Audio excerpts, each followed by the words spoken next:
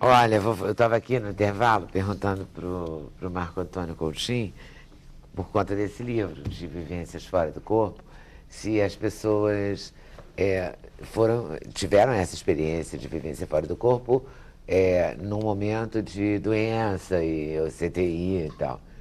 E não, ele está dizendo que não, que tem experiência assim fora do CTI. Mas não. é tipo assim,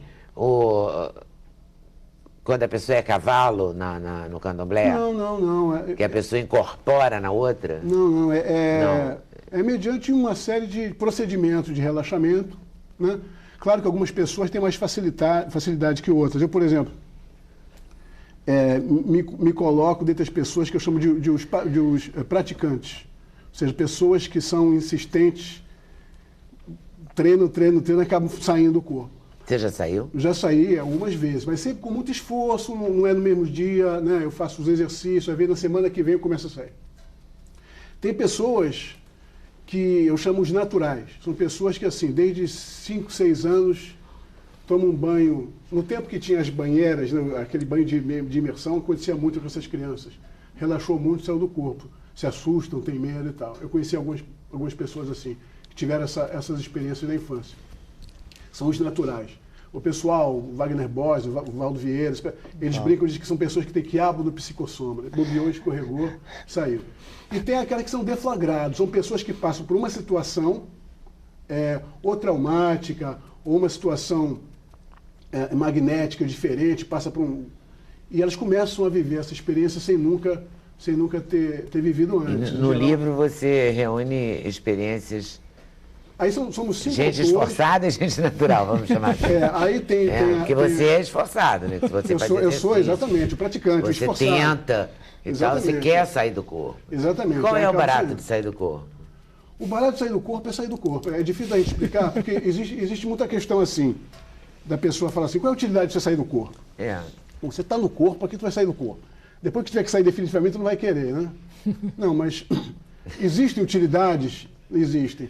Mas eu não gosto muito de ver por esse lado muito pragmático, utilitário, não. Claro que você tem utilidade, você tem autoconhecimento, você vive experiências que você não poderia viver normalmente em pouco tempo sem sair do corpo, tem acesso à informação, uma série de coisas. Mas o principal para mim, pelo menos na minha experiência da saída do corpo, é exatamente o acesso que você tem ao seu eu mais completo possível. Pelo menos o mais completo que você possa acessar no momento. Aí você vê o quanto você vive normalmente num estado de consciência que é bastante baixo e que a gente acha que está em alta vigília, né? Essa nossa tão festejada vigília é um grau muito baixo de consciência. Então, eu acho que o grande barato, o maior barato, pelo menos, da saída do corpo é viver essa evidência. E nesse livro tem algum relato de alguém que saiu, assim, totalmente sem querer, num CTI, morrendo, assim... Aí tem as experiências, porque são 5 autores, e cada um narra as suas primeiras experiências, né? Aí você vai ter os esforçados, né? Como eu, mas você tem os naturais também, né? Que é o caso da psicanalista, da Silvia Ravix, que é psicoterapeuta, que ela escreve, o capítulo dela é uma análise das experiências fora do corpo, da perspectiva transpessoal, né? E ela... É dessas que saía sem querer, no começo tinha medo, se assustava e tal, e depois aprendeu a dominar a técnica e a usufruir dela, né? Você já teve gente assim no seu consultório? Pessoas que tiveram experiências desse tipo, principalmente a partir de situações traumáticas.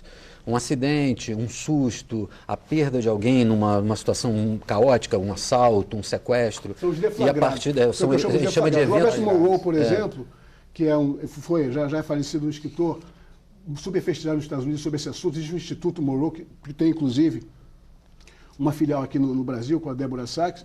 Ele foi assim, ele começou a fazer experiências com aprendizado durante o sono, e aquilo deixou ele no estado de consciência. Ele já tinha mais de 40 anos, o que é incomum, né?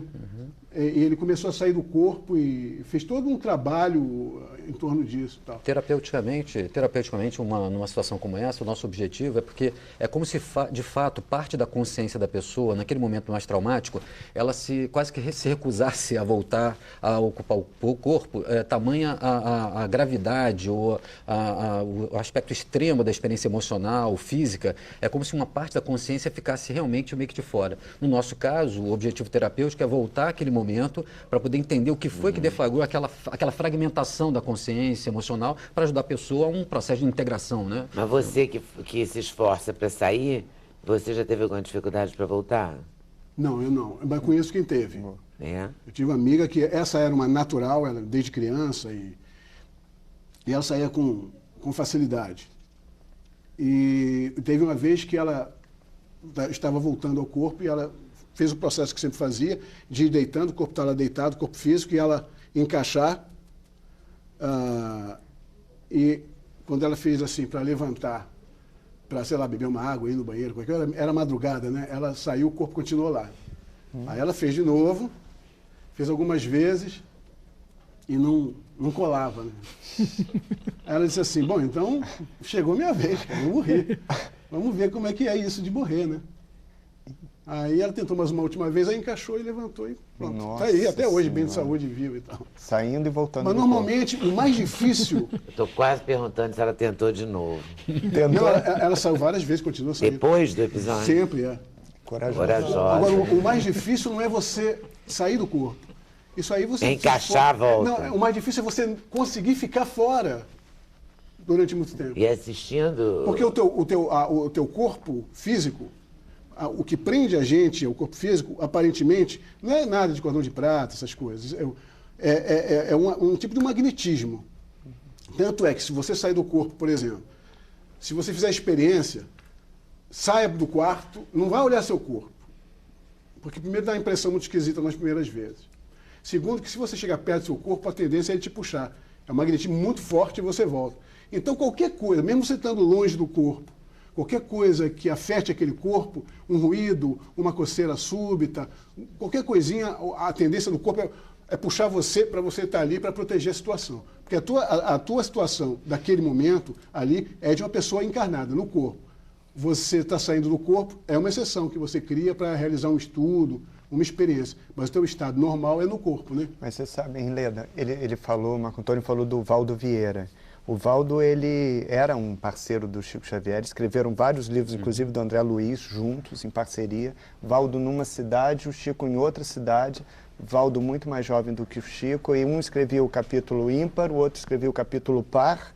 E as páginas, né? Tudo com o mesmo estilo e textos absolutamente sofisticados, elaborados, que são do André Luiz, que fez o Nosso Lar. E o Valdo, ele falava, ele tem uma ciência, ele saiu do espiritismo e criou a projeciologia, que é estudo de projeção de consciência. E ele dizia que o médium é um intermediário descartável, porque você, através dos exercícios de projeção de consciência, você pode sair do seu corpo e você pode reencontrar os entes queridos com determinados exercícios, com muita prática.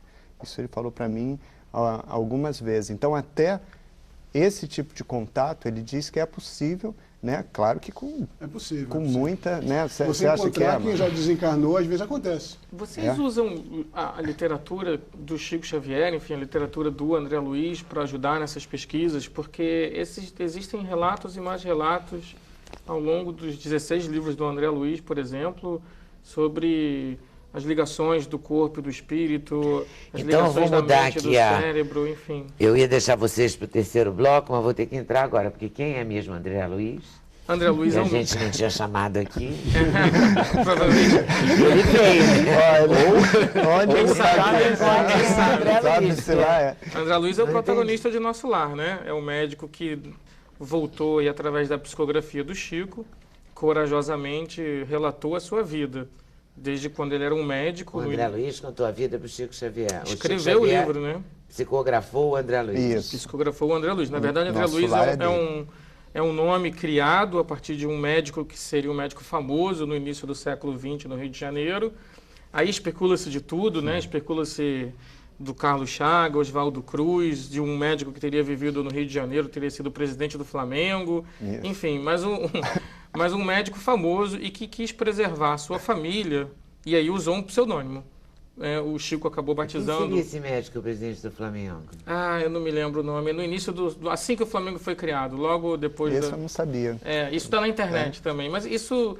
Ele acabou... Agora ele é o André Luiz, não tem jeito, né? Não é uma questão. Ele assumiu um Quem batizou ele de André Luiz foi o Chico? Foi o Chico. Foi o Chico.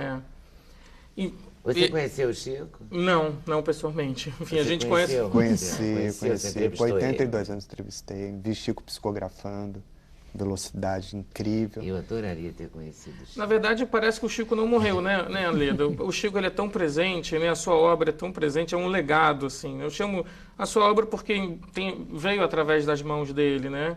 E O Nosso Lar é o livro mais vendido, mais conhecido, é quase uma... Quase 3 milhões, né? Já vai para 3 milhões.